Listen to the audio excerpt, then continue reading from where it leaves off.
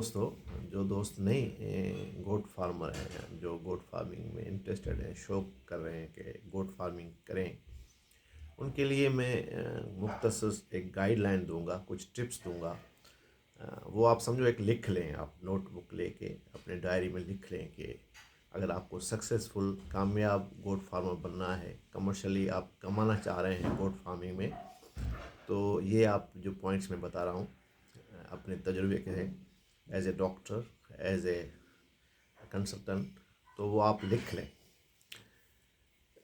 तो अपनी जो फार्मिंग शुरू करना चाह रहे हैं उसमें आपको किस तरह की गाइडलाइन चाहिए, कौन सी चीज़ें जो बहुत ही इम्पॉर्टेंट हैं, जो बहुत ही ज़रूरी हैं, इन सब टिप्स को बताने से पहले मैं दोस्तों से रिक्वेस्ट करूंगा कि मेरा यूट्यूब चैनल सब्सक्राइब करें और बेल आइकन क्लिक करें ताकि आइंदा आने वाली वीडियो आप तक पहुंचे। तो शुरू करते हैं। पहली जो बात है, सबसे बुनियादी चीज़ है कि आप जिस भी एरिया में, पाकिस्तान में आप जिस भी एरिया में रहते हो, आप कोशिश करें उस एरिया के आसपास जो जानवर रखे जाते हैं, जो बकरियां पाली जाती हैं, आप कोशिश करें उनमें से सिलेक्ट करें, उनमें कोई ब्रीड सिलेक्ट करें। उसका बड़ा फ़ायदा ये होगा कि वो उस एरिया की लोकल जो आबो हवा होगी, जो सीजनली मसाले होते हैं, उनको फेस करने में उस ब्रीड को, उस बकरी को तकलीफ़ नहीं होगी, कम से कम बीमारियां होंगी, क्योंकि ऑलरेडी वो उस मौसम में अडाप्ट कर चुकी होगी। तो आप चाहे पंजाब में हो, चाहे सिंध में हो, पंजाब में मोस्टली आप जो है चोलिस्तानी, बीतल, मक्खी चीनी, एक और ब्रीड है वो ज़्यादातर पाली जाती हैं। सिंध में अगर आप चले जाएं, जो गर्म इलाके हैं उनकी एक अलग ब्रीड है, जो थोड़े नॉर्मल इलाके हैं जहाँ गर्मी कम पड़ती है वहाँ अलग ब्रीड है। तो इस तरह की अगर आप रिसर्च करके आसपास से पूछें, फार्मर से पूछें, दोस्तों से पूछें कि कौन सी ब्रीड यहाँ पे ज़्यादा कामयाब है, ये कामयाबी का पहला पॉइंट है कि आप लोकल उस एरिया की ब्रीड आप रखें एज ए फार्मर। बाकी एक चीज़ है, एक टेडी बकरी है जो तो पूरे पाकिस्तान में छोटी ब्रीड है, वो तकरीबन पूरे पाकिस्तान में रखी जाती है, वो ज़्यादातर कामयाब भी है, छोटी है, उसको संभालना थोड़ा आसान है।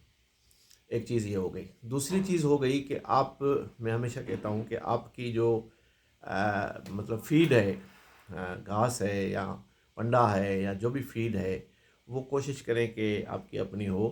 पर वो समझो आप अगर रखते हैं तो 12 महीने का, 6 महीने से लेकर 12 महीने का राशन जो है आपको अपने पास होना चाहिए। और सीजन्स मसले होते हैं, कभी बारिशें नहीं होती, कभी फसल होते नहीं हैं, बहुत सी वजूहत हो सकती हैं, तो आपको डिस्टर्बेंस ना हो, आपको मुस्तकिल जो है जानवर को खिलाने में परेशानी ना हो, तो कोशिश करें कि 12 महीने की आप अवेलेबिलिटी कर लें अपने पास। अगर आप इन्वेस्ट करना चाह रहे हैं, फार्मिंग वैसे भी बंदा जो कमर्शियली करना चाह रहेगा वो इन्वेस्ट तो करेगा, और अगर समझें उसमें आप 40 जानवर रखना चाह रहे हैं तो आप 20 रखें, 20 जानवरों का पीछे वो बैकअप रखें, उसमें दूसरे जो अखराजात हैं उनको आप रखें। और बकरी किसी वक्त भी आप परचेज़ कर सकते हैं। अगर आप कामयाब हो रहे हैं, काम आगे चल रहा है काम, तो आप किसी भी मार्केट से बकरियां मिल जाती हैं, मार्केट तो भरी पड़ी है बकरी, ऐसा नहीं है कि बकरियां नहीं मिलेगी। तो दूसरी चीज़ ये है कि आपके पास वो खुराक जो है वो ज़ख़ीरा हो, कम से कम 6 महीने और ज़्यादा से ज़्यादा 12 महीने। दूसरी पॉइंट ये हो गई। तीसरी पॉइंट ये है कि मोस्टली लोग जो है खुद काम करते हैं। अगर थोड़े जानवर हैं तो वो खुद ही उसको हैंडल करते हैं, अगर उनके पास टाइम है। अगर एक इन्वेस्टर है, वो कहता है मेरे पास टाइम नहीं है, मैं शौक़ भी है और रखना भी चाह रहा हूँ, पर मैं दूसरा कोई काम कर रहा हूँ, बकरियों को इजाफी तौर पर एक काम के तौर पर रख रहा हूँ और बंदा रख रहा हूँ, कोई मुलाजिम रख रहा हूँ, तो आप कोशिश करें मुलाजिम ऐसे कोशिश करें आपके पास होने चाहिए जो आपके साथ कम से कम 1 साल तो चले। ज़्यादातर मैं देखता हूँ मुलाजिम होते हैं, एक 2 महीने के बाद भाग जाते हैं, फिर वो जो बंदा है, इन्वेस्टर है, जिसने फार्म बनाया हुआ, वो परेशान, अब बकरियों को कैसे संभाला जाए। तो कोई कॉन्ट्रैक्ट बना लें, कोई अपने करीबी वास्ते वालों से बंदा लें, जिससे वो मुआहिदा हो भाई 1 साल तक तो वो बंदा आपके पास रहेगा, 1 साल तक आपका काम करेगा, तो वो बीच में जो मसला पैदा होगा, जो डिस्टर्बेंस होगी, वो ना हो। तो इस तरह भी एक आपका फार्म आगे रन करेगा। अच्छा, एक और इम्पॉर्टेंट चीज़ है जो सबसे ज़्यादा इम्पॉर्टेंट है, वो है कि आप कोई भी बिज़नेस ले लें, बिज़नेस कम्युनिटी के लोगों से आप अगर पूछेंगे तो वो भी आपको बताएंगे किसी भी किस्म का, ये तो फार्मिंग है, पर किसी भी किस्म का बिजनेस जब करें, 1 साल का तो ज़हन बना लें, 1 साल में कोई मुनाफे का आसरा आप नहीं रखें कि भाई मैंने बनाया, कोई काम शुरू किया, फार्मिंग शुरू की, अब दूसरे तीसरे महीने मुझे आमदनी आना शुरू हुई, ऐसा कतई नहीं होता। 1 साल का तो कतई आप जहन बना लें कि 1 साल तक आपने अपने अखराजात करने, आपके पास पैसे हो, 1 साल तक तो आप इन्वेस्ट ही करते जाएंगे। 1 साल तक आपकी इन्वेस्ट चलती रहेगी। पर फार्मिंग में आप 2 साल लें। कामयाब होने के लिए एक कमर्शियल आमदनी वाला फार्म बनाने के लिए आपके पास 2 साल का प्लान हो।